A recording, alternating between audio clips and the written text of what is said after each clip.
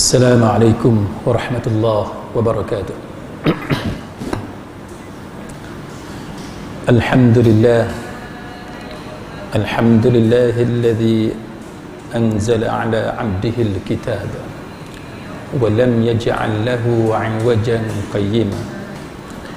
Ashhadu an la ilaha illallah wahdahu la syarika lah wa ashhadu anna Muhammadan 'abduhu wa rasuluh.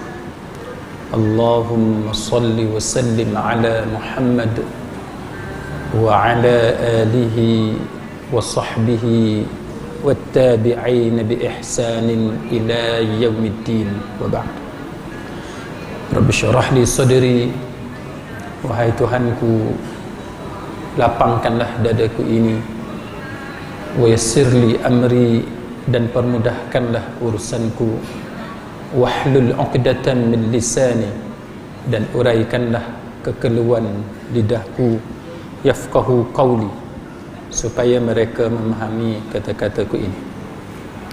Sidang hadirin mukminin, mudah-mudahan kita semua pada tengah hari ini dirahmati dan diberkati oleh Allah Subhanahu wa ta'ala. Doa ketika ditimpa musibah ataupun doa ketika ditimpa kesusahan. Apakah doanya? La ilaha illallahul azimul halim, la ilaha illallahu rabbul arshil azim, la ilaha illallahu rabbus samawat wa rabbul ardi wa rabbul arshil karim. La ilaha illallah maksudnya tidak ada Tuhan selain daripada Allah. Al-Azim, Al-Halim maksudnya yang maha agung lagi yang maha penyantun. La ilaha illallah, tidak ada Tuhan selain daripada Allah. Rabbul arshil azim, iaitu Tuhan yang memiliki arash yang agung. Rabbus samawat, Tuhan yang memiliki langit. Wa rabbul ardi, dan Tuhan yang memiliki bumi. Wa rabbul arshil karim, dan Tuhan yang memiliki arash, yang mulia. Sidang hadirin mukminin, hadis ni hadis sahih dalam sahih Imam Muslim, hadis Ibnu Abbas radhiyallahu anhuma. Kenapa apabila Nabi sallallahu alaihi wasallam berada dalam keadaan kesusahan ataupun ditimpa musibah, maka ini antara doa yang diajarkan oleh Nabi sallallahu alaihi wasallam. Kalau tuan-tuan lihat dalam kalimah-kalimah yang saya baca sebentar tadi, ada satu kalimah yang berulang-ulang, iaitu la ilaha illallah. Bagi sesiapa yang tidak menghafal doa ini yang agak panjang, maka ada beberapa riwayat lain yang menunjukkan bahawa Nabi memang mengucapkan la ilaha illallah apabila berada dalam kesusahan. Jadi bila kita dalam kesusahan, sama ada kita menerima berita yang tidak menggembirakan, berita menyedihkan, ataupun kita ditimpa kesusahan, kita sakit dan sebagainya, kita berduka cita, kita tertekan, ataupun apa-apa musibah, apa-apa ujian dalam bentuk yang negatif, maka dianjurkan kepada kita untuk mengucapkan la ilaha illallah, tidak ada Tuhan selain daripada Allah. kita tengok ada berlaku aksiden umpamanya, kita boleh sebut inna lillahi wa inna ilaihi raji'un. Kita juga boleh sebut la ilaha illallah. Kita tengok ada orang jatuh, kita boleh sebut la ilaha illallah dan sebagainya. Dalam riwayat Imam Muslim, Nabi sallallahu alaihi wasallam dia baca doa yang macam ni bila Nabi berhadapan dengan satu-satu kesusahan. Itu yang pertama, bila dalam keadaan kesusahan. Keadaan yang kedua, bila Nabi berada dalam keadaan menghadapi benda-benda penting. Bila ada benda-benda penting, benda-benda yang sangat mustahak, benda yang besar, sebut la ilaha illallah yang macam tadi, ataupun la ilaha illallah. Kalau konteks kita zaman sekarang, ramai di kalangan kita yang menghadiri mesyuarat-mesyuarat, sama ada di peringkat, di kilang masing-masing, dalam company, di jabatan masing-masing. Ada kadang-kadang kita jumpa agenda besar, kita jumpa benda yang sangat genting sifatnya, benda yang bersifat sangat urgent, ataupun benda yang sangat begitu sifatnya soal hidup dan mati, perniagaan dan lain-lain. Sampai agenda tersebut, kita boleh guna doa-doa yang macam ni. Siapa yang tak hafal doa yang panjang, memadai dia sebut. Kita sekarang masuk pada agenda seterusnya, yang ni sangat penting, la ilaha illallah. Itu cara kita sebagai seorang mukmin, sebagai seorang yang muttaqin, yang bertakwa kepada Allah, bila kita berhadapan dengan isu-isu besar dalam kehidupan kita, kita sebut la ilaha illallah, tidak ada Tuhan selain daripada Allah. Baik, dalam ayat, dalam zikir yang kita baca sebentar tadi, yang pertama itu Nabi sebut la ilaha illallahul azimul halim. Al-azim, selepas la ilaha illallah ada perkataan al-azim. Kenapakah ada perkataan al-azim? Kita sebut tidak ada Tuhan selain daripada Allah. Al-azim, yang maha agung. Yang maha agung itu ataupun al-azim itu adalah sifat bagi Allah Subhanahu wa taala, dan maknanya yang jauh daripada batasan-batasan yang mampu difikirkan oleh manusia, sehingga tidak dapat diketahui oleh ilmu manusia, tidak dapat diketahui oleh panca indera manusia, dan tidak dapat digambarkan kaifiatnya ataupun hakikat al-azim Allah Subhanahu wa taala. Itu maksud al-azim. Hakikat Allah taala menjangkaui, tak tercapai dan mengikut ilmu kita sebagaimana manusia. Kita manusia sidang hadirin mukminin, kalau kita berada di negara ini, kita tidak berada di Amerika. Kita berada di negara ini, kita tidak berada di kutub selatan. Kalau negara kita siang, kita tidak berada pada waktu malam. Kalau kita berada di pejabat, kita tidak mengetahui apa yang berlaku di rumah, kecuali kalau ada CCTV dan sebagainya. Tapi Allah, al-azimnya Allah Ta'ala menjangkaui apa yang ada pada manusia. Apa yang berlaku di Amerika, apa yang berlaku di Jepun, apa yang berlaku pada waktu yang gelap malam, apa yang berlaku di bawah tanah, apa yang dirahsiakan oleh manusia, apa yang berlaku di setiap galaksi yang ada di alam ini, semuanya dalam pengetahuan Allah Subhanahu wa taala. Itu al-azimnya Allah Ta'ala, maha agungnya Allah Ta'ala, yang mana apabila kita mengalami satu-satu kesusahan, kita berhadapan dengan perkara-perkara yang besar dalam hidup, maka kita kata la ilaha illallah. Selepas itu ada perkataan al-azim, maha agungnya, Allah Subhanahu wa ta'ala. Selepas perkataan Al-Azim, kita dapati ada satu lagi perkataan yang juga merupakan sifat Allah Ta'ala, iaitu Al-Halim. Doa tadi kita kata La ilaha illallah Al-Azimul Halim, yang maha agung lagi maha penyantun. Apa maksud Al-Halim? Yang maha lembut, yang maha penyantun, apa maksud dia? Iaitu yang tidak meremehkan sesuatu daripada kederhakaan hamba dan tidak mengobarkan kemarahan ke atas mereka. Akan tetapi Allah, dia menjadikan pada kadar tiap-tiap sesuatu, maka dia mengurniakan limpah kurnianya kepadanya.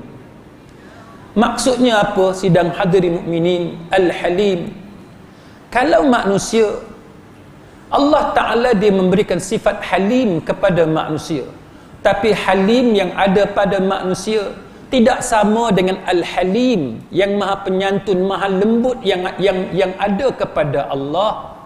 Tetapi ada beberapa sifat yang ada pada Allah diberikan kepada manusia, tetapi tidak sama. Contohnya Allah maha melihat. Allah Ta'ala memberi penglihatan kepada makhluknya, tetapi penglihatan makhluk dan penglihatan Allah tidak sama. Allah maha melihat, tetapi Allah Ta'ala tidak memerlukan 2 biji mata sebagaimana kita. Allah Ta'ala tidak memerlukan cahaya yang mencukupi untuk membaca, sedangkan kita tidak boleh membaca, tidak boleh melihat dalam keadaan gelap gelita. Setiap binatang, setiap haiwan, cara melihatnya berbeza. Ada mata yang kedua bijinya berada di hadapan, dia hanya boleh melihat di hadapan, tapi dia tidak dapat melihat apa yang ada di kiri kanan atau di belakangnya. Ada binatang yang matanya berada pada kanan dan kiri, tapi dia tak boleh melihat pada tempat-tempat tertentu pada depan dan belakang, yang kena ada blind spot. Ini merupakan anugerah daripada Allah Ta'ala kepada para hamba. Tetapi apa yang dikurniakan oleh Allah Ta'ala ini tidak sama dengan sifat maha melihat Allah Ta'ala. Maka bila kita menyebut zikir, doa yang seperti ini, kita menghayati betapa agungnya Allah Subhanahu wa Ta'ala, betapa hebatnya Allah Ta'ala, guna membawa keinsafan kepada diri kita, supaya kita sedar bahawa segala kesusahan yang berlaku itu semata-mata ujian daripada Allah Ta'ala untuk membezakan antara hamba yang saleh, hamba yang beriman, dengan hamba yang derhaka kepadanya. Maka Al-Halim, manusia yang lembut, manusia yang penyantun. Kalau kita lihat manusia yang penyabar, umpamanya kita berada dalam kenderaan, kadang-kadang kita bawa kenderaan kita, ada orang provoke kita, dia horn, dia angkat jari, tanda lucah, dia maki dan sebagainya. Cara bawa kereta, dia provoke kita. Tapi bagi orang yang sabar, yang tidak mengejar perbalahan, yang tidak menyahut provokasi berkenaan, orang itu dia akan jadi orang yang selamat. Kadang-kadang apabila kita termakan dengan provokasi something di jalanan, kita tidak tahu mereka itu mungkin orang yang berbahaya, yang mempunyai senjata, yang something boleh melakukan apa sahaja. Maka orang yang penyabar, yang penyantun, orang yang lembut, apabila ada provokasi, tapi dia mampu mengawal dirinya, maka orang tu dia akan selamat. Sidang hadirin mukminin, Al-Halim Allah Ta'ala tidaklah sama dengan halimnya manusia. Tapi Al-Halim Allah Ta'ala, Allah Ta'ala tidak memurkai hambanya lebih daripada kadarnya. Apabila kita melakukan kesalahan yang kecil, Allah Ta'ala tidak mengazab kita dengan azab yang besar. Apabila Allah Ta'ala mengazab manusia dengan azab yang besar, itu menandakan bahawa betapa besarnya dosa yang dilakukan oleh manusia kepada Tuhannya. Maka kerana itu, sidang hadirin mukminin, hendaklah kita mengambil kesempatan, peluang yang ada daripada al-halimnya Allah Ta'ala itu untuk meraih kelembutan yang ada pada sifat Allah Ta'ala itu. Kalau kita mengetahui bagaimana seorang ibu yang memarahi anak kecilnya, dia marah kepada anaknya, dia hambat anaknya keluar, jangan masuk ke dalam rumah, engkau degil sangat, dia kunci pintu, dia tak benarkan anak itu masuk ke dalam rumahnya, maka anak itu menangis, teresak-esak di hadapan pintu rumahnya, mengharapkan ibunya supaya membuka pintu kepadanya. Tetapi sang ibu tetap enggan membuka pintu kepadanya, sehinggalah hari semakin gelap, sehinggalah hari semakin senja. Kita dapati anak itu masih lagi menangis, merayu kepada ibunya supaya membuka pintu kepadanya. Kemanakah aku dapat pergi kalau ibu tidak membukakan pintu kepadaku? Sidang hadirin mukminin, kita dapati bahawa ibu-ibu mana sekalipun, jikalau mereka menghalau anak mereka, mengunci pintu, mereka tidak berniat untuk mengunci pintu selama-lamanya. Apabila ibu ataupun ayah menghalau anaknya kerana kenakalan yang dilakukan oleh sang anak kepada ayah atau ibunya, kerana berpelesiran, membuang masa di luar, bermain, berenang di tali air dan sebagainya, ibu atau ayah tidak pernah berniat untuk menghalau anaknya selama-lamanya. Selepas sejam ataupun 2 jam, apabila hari semakin gelap, maka ibu akan membuka pintu kepada anaknya. Ibu akan memujuk anaknya bahawa ibu tidak akan sanggup untuk membiarkan engkau berada di luar sana. Kemanakah engkau akan pergi jikalau ibu atau ayah tidak membukakan pintu kepada engkau? Saudara-saudara kaum muslimin sekalian, Allah Ta'ala apabila kita berdoa kepadanya di atas segala kesusahan yang kita alami, di atas segala maksiat dan dosa yang kita lakukan, kita hendaklah sentiasa menyeru nama Allah, memanggil nama Allah, sebagaimana kita memanggil nama ibu kita sewaktu kecil. Wahai ibu, wahai emak, bukalah pintu ini. Wahai ayah, bukalah pintu ini. Jangan biarkan aku berada di luar ini, aku dalam keadaan ketakutan dan sebagainya. Maka kita dengan Allah, berapa ramai di kalangan kita berdoa kepada Allah seperti itu, merayu kepada Allah supaya menerima kita kembali di atas dosa dan kederhakaan yang kita lakukan kepada Allah Ta'ala. Sidang hadirin mukminin, maka Allah tidak akan membiarkan hambanya bersendirian, hambanya yang mencarinya, hambanya yang mencarinya, yang bertaubat kepadanya, yang menyesali di atas dosa-dosa yang dia lakukan, maka Allah membuka pintu kepada hambanya. Allah Tuhan yang Maha Pengasih, Allah Ar-Rahman, Allah Ar-Rahim, Allah Al-Halim dan seumpamanya. Maka kerana itulah doa-doa seperti ini disertai dengan perkataan-perkataan seperti ini. Kemudian, la ilaha illallah, tidak ada Tuhan selain daripada Allah, disusuli dengan perkataan Rabbul Arshil Karim, Tuhan yang memiliki arash, Al-Karim, yang maha mulia. Al-Karim adalah sifat bagi Allah Subhanahu wa Ta'ala, dan maknanya dengan makna yang pelbagai. Al-Karim dengan makna yang pelbagai. Antara maknanya ialah Al-Karim dengan makna yang maha dermawan, yang maha pemurah dalam memberi. Pemberian anugerah daripada Allah adalah anugerah pemberian yang maha pemurah, yang sangat mudah memberikan, yang tidak habis-habis pemberiannya, dan dermawannya, pemurahnya Allah dalam memberi tidak ada batasan, tidak ada limit. Dan Al-Karim, Al-Karim juga dengan makna menghimpunkan segala jenis kebaikan, kemuliaan dan keutamaan. Sidang hadirin mukminin, Cuba kita bandingkan muamalat kita dengan rakan-rakan kita. Kita biasa jumpa rakan-rakan kita, kalau kita pergi rumah dia tak jamu apa pun kat kita. Wallahu a'lam, mungkin dia tidak ada apa-apa di rumah dan sebagainya. Kita ada pengalaman pergi rumah kawan kita, yang mana bila kita pergi, dia akan jamu sedikit makanan yang ada. Kita biasa jumpa kawan yang dia baru sahaja terima pemberian daripada orang lain.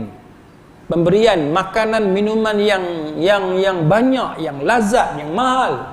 Dan yang itulah yang dia tidak sayang pun untuk dia kongsi, untuk dia jamu kepada kita. Maka di antara jenis-jenis yang macam ni, kita mengatakan bahawa kawan yang ketiga inilah yang paling dermawan, yang paling pemurah, yang paling tak berkisah dalam menjamu kawan-kawan dia. Yang nombor satu tadi, kita anggap dia ni mungkin ada masalah duit ke, tidak ada makan dan minuman di rumah, tapi kita tahu pergi rumah dia tak hidang apa-apa. Itu persepsi kita kepada kawan-kawan kita. Allah dia berbeza. Dermawannya Allah, dia tidak ada limit, dia tidak ada had.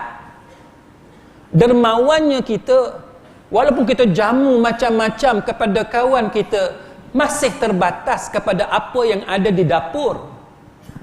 Kita banyak wang macam mana sekalipun, kalau kebetulan kawan kita datang ke rumah, kebetulan habis bekalan dalam rumah, dalam freezer pun tak ada, dalam fridge pun tak ada, atas dapur pun tak ada apa, kita tak boleh nak hidang apa-apa kepada kawan kita. Apatah lagi bagi orang yang menghadapi masalah kewangan dan sebagainya. Walaupun dia seorang yang dermawan, dia terikat kepada apa yang ada pada sisinya. Tapi dermawannya Allah, pemurahnya Allah dalam memberi, bila dia memberi, bila dia dermawan, bila dia pemurah, bila dia nak bagi satu-satu benda, Allah Ta'ala tidak terikat dengan sesuatu apapun. Maka sebab itu bila kita mengalami satu-satu kesusahan, kita sebutlah tentang sifat Al-Karim Allah Ta'ala, tentang sifat Allah Rabbul Arsh, yang memiliki arash. Arash, kita tidak mengetahui hakikat arash Allah Ta'ala, tetapi kita mengetahui bahawa arash Allah Ta'ala adalah satu perkara yang menunjukkan keagungan Allah Ta'ala. Jikalau kita ingin tukar tempat kerja, siapa yang kerja sebagai guru, dia kena baik dengan orang PPD, JPN ke apa, orang kementerian. Kalau orang yang kerja doktor, dia kena cari pegawai yang in charge bahagian pertukaran. Tentera ke polis nak buat pertukaran tempat kerja, benda yang sama, kena kenal orang tu, kena kenal orang ni. Sebab bila kita kenal orang tu, orang ini memudahkan urusan kerja kita, hajat kita mudah untuk kita capai. Allah, dia tidak memerlukan kabel sebegitu. Allah, dia tidak memerlukan kepada kenalan-kenalan. Allah, segala-galanya ada padanya.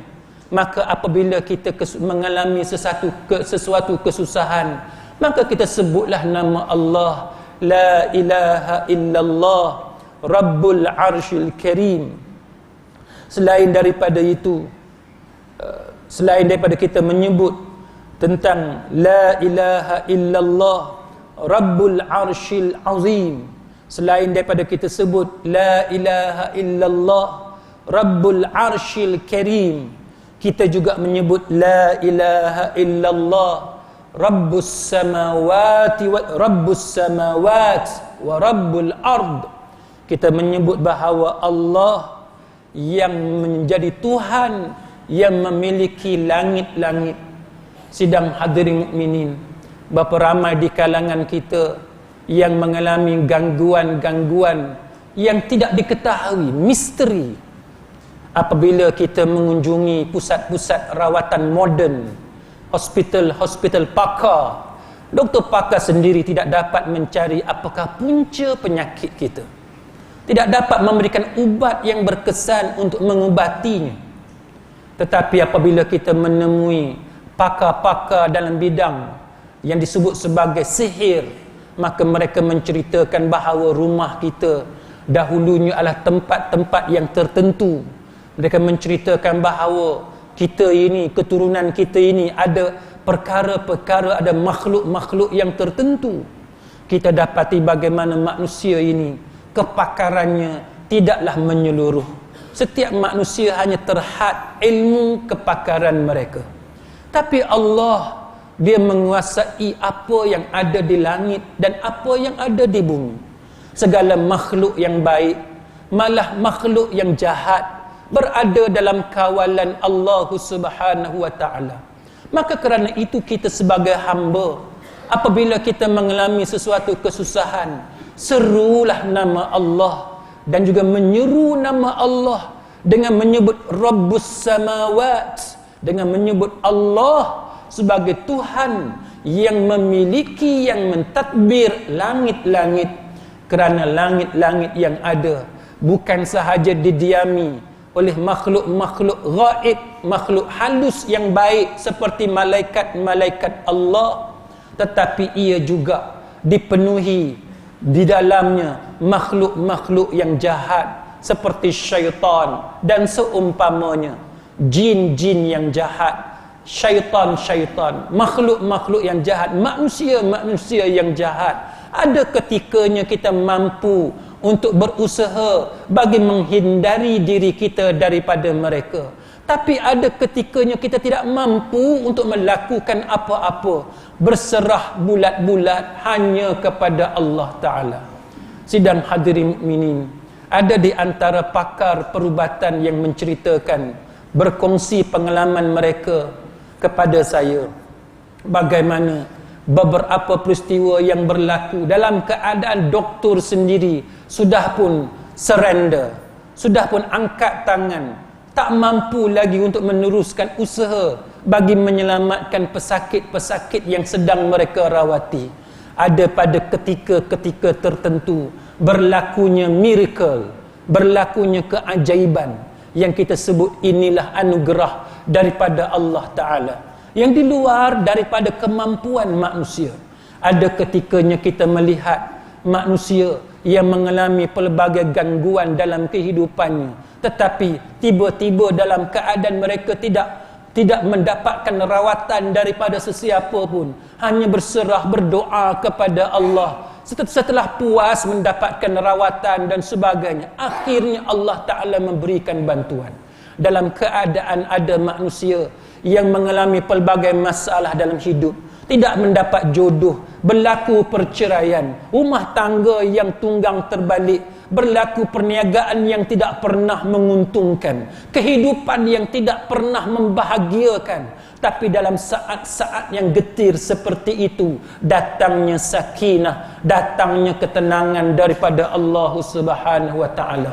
Kerana itu sidang hadirin mukminin, serulah nama Allah, la ilaha illallah Rabbus Samawat, la ilaha illallah, tidak ada Tuhan selain daripada Allah, Tuhan yang memiliki, yang mentadbir langit-langit, wa Rabbul Ard, dan Tuhan yang memiliki bumi, wa Rabbul Arshil Karim, dan Tuhan yang memiliki arash yang mulia. Sidang hadirin mukminin, mudah-mudahan apa yang kita pelajari ini berkenaan dengan zikir, doa kepada Allah Subhanahu wa ta'ala ketika mengalami kesusahan akan sedikit sebanyak memberi kesan yang baik kepada kita, menjadi amal soleh kepada kita semua. Maka bagi sesiapa yang boleh menghafal doa ini, maka hafalah doa ini tidaklah satu benda yang susah, kerana mengandungi perkataan-perkataan yang familiar, yang biasa kita sebut. Banyak perkataan la ilaha illallah, cuma adalah satu dua tempat yang ada Al-Azim, yang ada Al-Halim, yang ada Rabbul Arshil Karim dan sebagainya, maka dia mudah untuk dihafal. Tapi bagi sesiapa yang sukar, yang susah untuk menghafal doa ini, memadai bagi dia menyebut la ilaha illallah, tidak ada Tuhan selain daripada Allah. Apabila dia ingin melakukan perkara yang besar, katalah dalam konteks masyarakat kita hari ini, bila nak buat kenduri contohnya, susah hati ni, tak boleh nak tidur malam, siang tak boleh malam tak boleh nak tidur, siang tak boleh nak rehat, pasal apa? Susah hati, macam-macam nak kena buat kenduri, la ilaha illallah, nak pergi temu duga, interview, la ilaha illallah, ada perkara-perkara penting, la ilaha illallah. Begitulah seterusnya. Bila kita sedih, kita susah, mengalami bahaya, berhadapan dengan pembedahan dan sebagainya, sakit dan lain-lain, kedukecitaan dan sebagainya, maka sebutlah la ilaha illallah. Dan la ilaha illallah ini tuan-tuan, apabila dibuka segala rekod amalan kita, sebanyak 99 rekod amalan, satu dibuka, dia sejauh mata memandang. Rekod amalan di padang mahsyar, dia jauh lebih canggih, lebih sophisticated daripada thumb drive, daripada pen drive, segala chips yang ada pada zaman moden. Tapi itu pun secanggih apa yang ada di padang mahsyar, lebih canggih daripada chips yang ada pada zaman moden. Sekali dia buka rekod amalan itu sejauh mata memandang, bayangkan ada 99 rekod amalan yang mana dipenuhi dengan dosa-dosa dan maksiat yang dilakukan oleh manusia. Diletakkan di atas mizan, dia turun kerana beratnya, tiba-tiba didatangkan la ilaha illallah. Orang yang mengucapkan la ilaha illallah dengan penuh keikhlasan, dengan penuh keimanan, dia percaya kepada la ilaha illallah sepanjang umur dia, berapa kali dia membacanya, berapa kali dia beramal dengan la ilaha illallah. Dia tidak mensyirikkan Allah Ta'ala dengan bahan pelaris, dengan gambar-gambar pelaris dan sebagainya, dengan alat-alat azimat dan sebagainya. Maka diletakkan la ilaha illallah itu di atas neraca berkenaan, maka dia akan turun dan amalan jahat tadi terus menjadi ringan. Betapa pentingnya kalimah la ilaha illallah. Sidang hadirin mukminin, mudah-mudahan kita mendapat keampunan daripada Allah Ta'ala dan digolongkan di kalangan orang-orang yang mentauhidkan Allah Subhanahu wa Ta'ala.